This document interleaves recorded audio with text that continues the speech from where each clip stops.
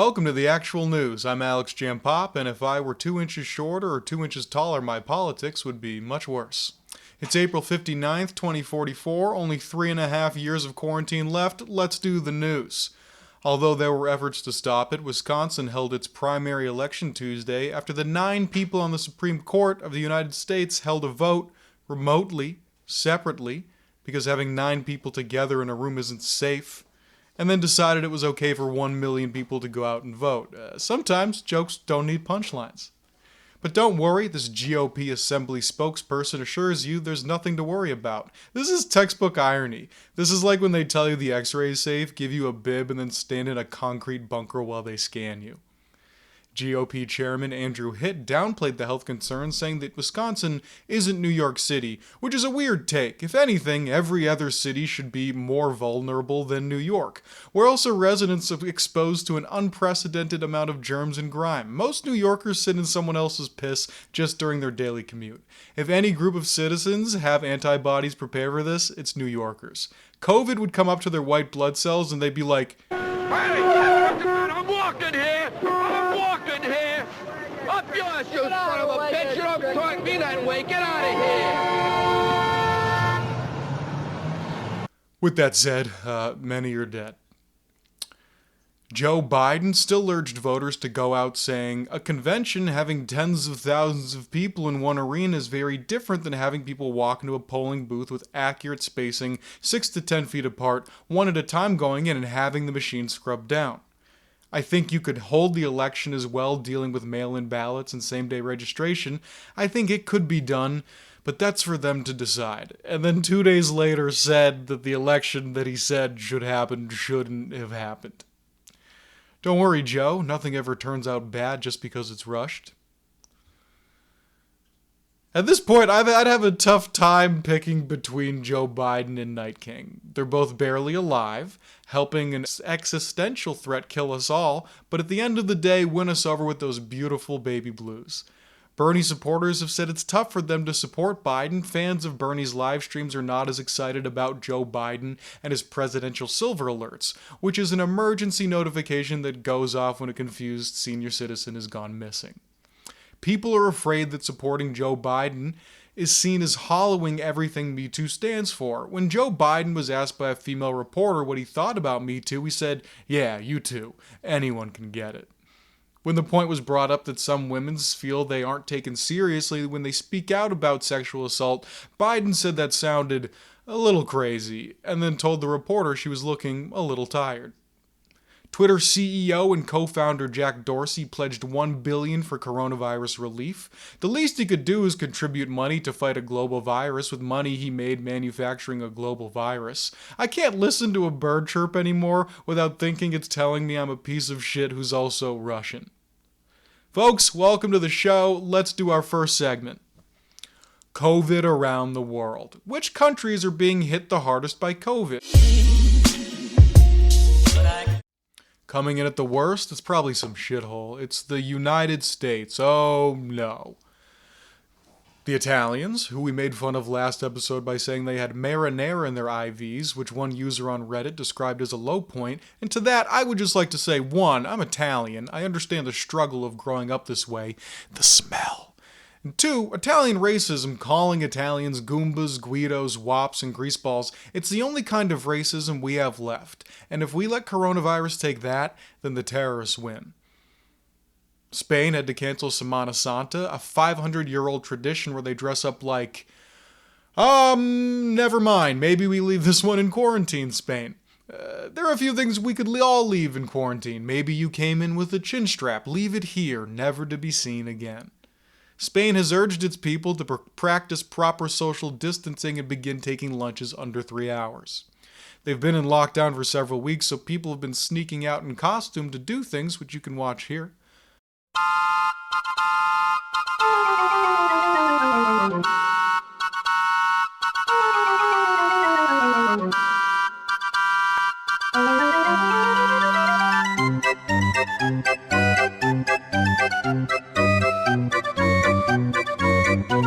Forget dinosaur DNA coming from mosquitoes. Let's hope that there isn't any centuries-old bacteria we're no longer immune to that's going to thaw out because of climate change. Just kidding, that can happen.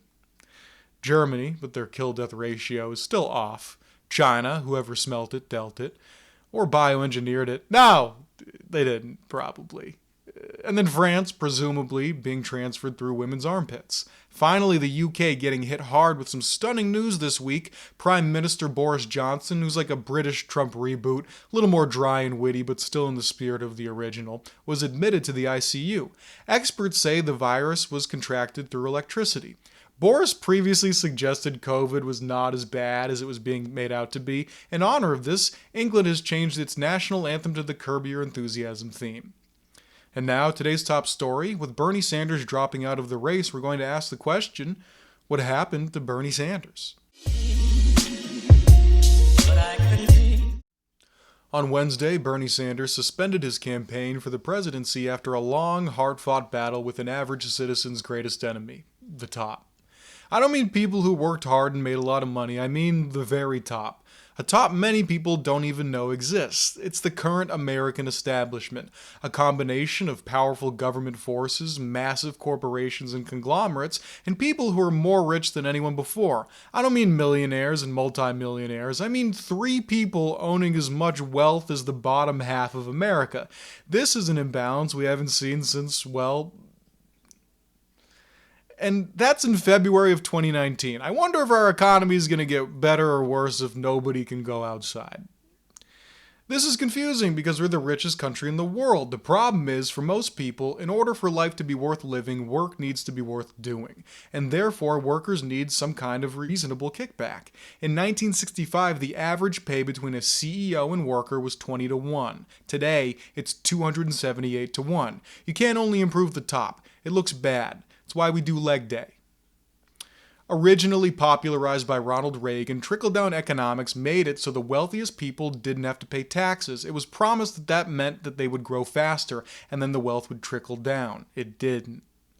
Some of these corporations make cool stuff, but people still need to fulfill basic needs. Our economy only sounds like a good deal to 10-year-old boys. No jobs, lots of new Star Wars, and fast food for every meal. It's incredible the phrase trickle-down ever stuck. I mean, what could not be more clear that the middle and working class are getting pissed on? What were the alternative names? Sloppy seconds economics? I swear it's chocolate and not dog shit economics?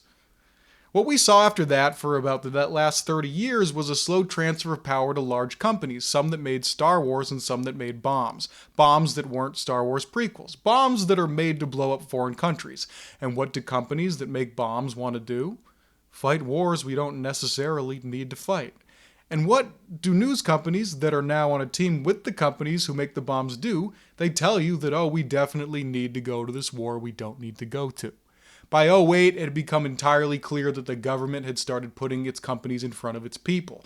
This has only become more and more obvious as most Americans live paycheck to paycheck, with 70% of Americans having no more than $1,000 in savings. Starting salaries around the same for people in their 20s now as they were for people in their 20s in the 70s, with houses costing 3 times as much and college costing 10 times as much. But remember, millennials are good at branding. We're not poor and starving, we're minimalists who are intermittent fasting. So as our finances got worse, this guy's ideas started getting popular. That's the thing. Bernie Sanders has been saying this stuff his entire career. And then ended up being right. Bernie was saying the world was going to end before it ended, and was right. Just like the kid in high school who told me one day I'd respect Carly Rae Jepsen. To Shane, I apologize. And to Carly Rae, I apologize as well. Emotion is a truly impressive project. And so, after urging Elizabeth Warren to run, but her not wanting to oppose Hillary Clinton, Sanders entered the 2016 race.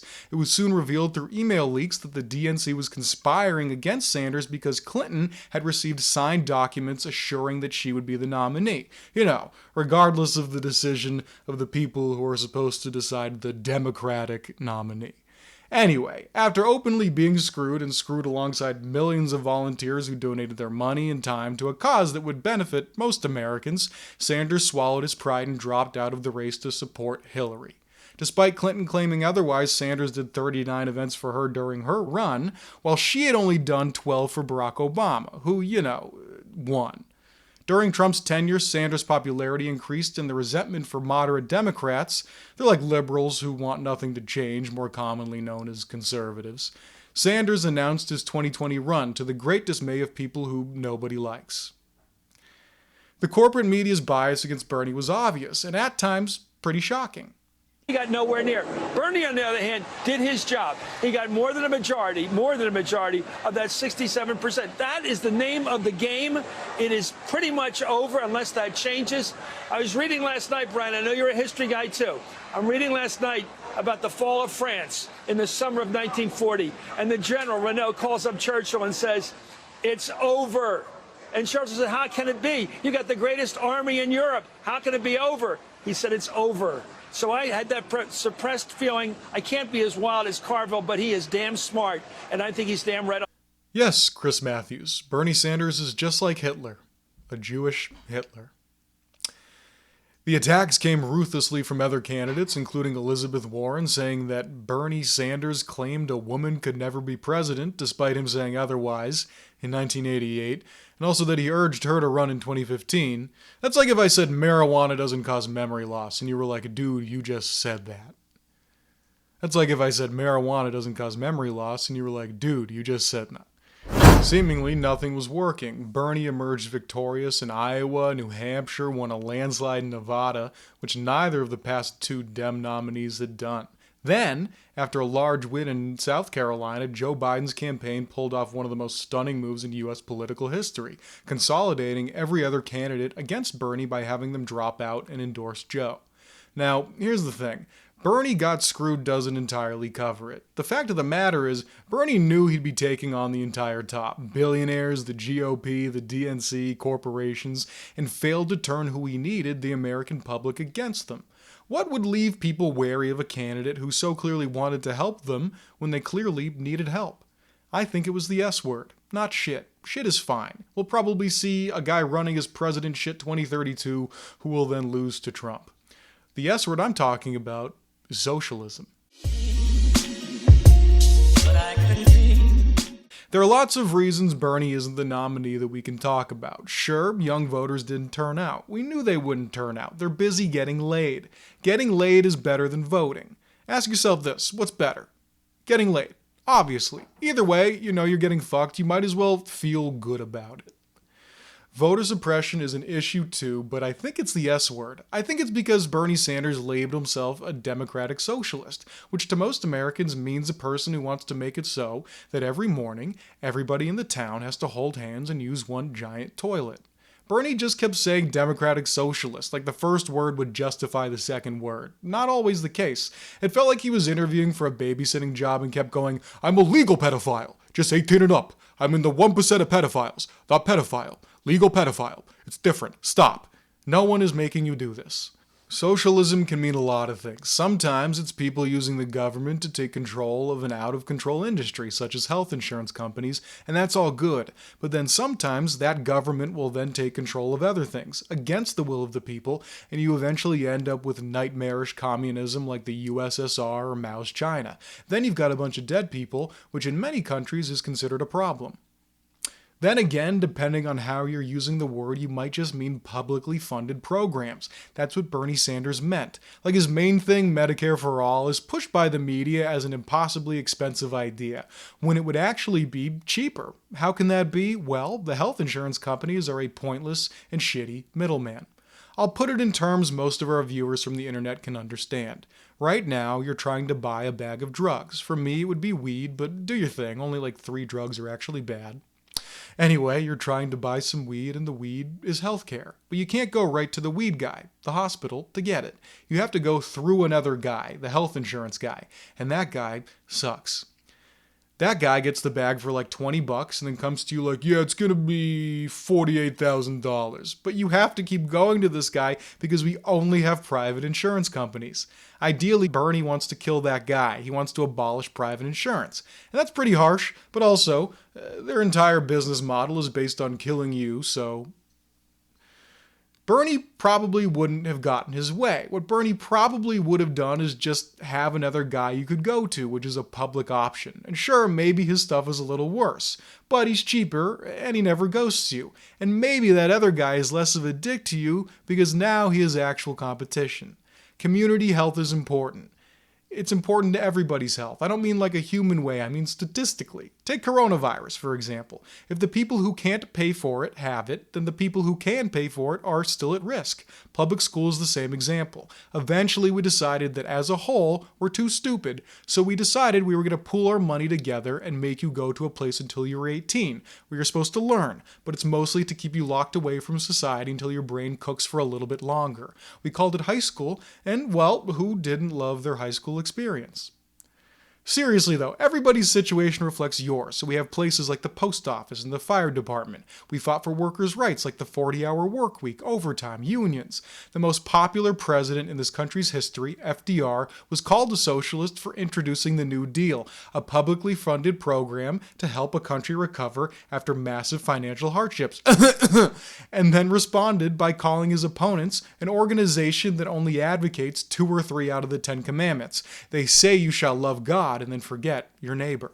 Which in the 30s was like a devastating diss. Way worse than the 3 other insults I found from the 1930s, all hat and no cattle, Bunderbuss, and cad. They were in a transcript from a future Joe Biden speech. Man, Trump is really gonna get it.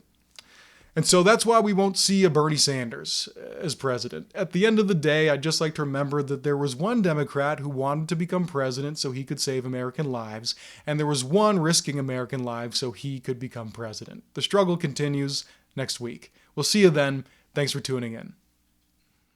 We'll keep it light. Who do you guys think will be president next?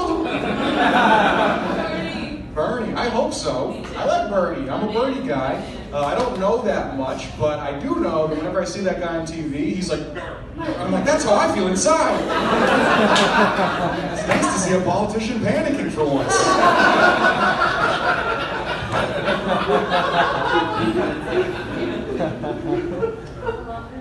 love him too. It might be Liz Warren, who's sort of like a, yeah, exactly, just like a less spicy Bernie Sanders. Elizabeth Warren feels like Bernie Sanders with a condom on. It's like, this seems more safe. But if you really look at the statistics, you should just do what feels good.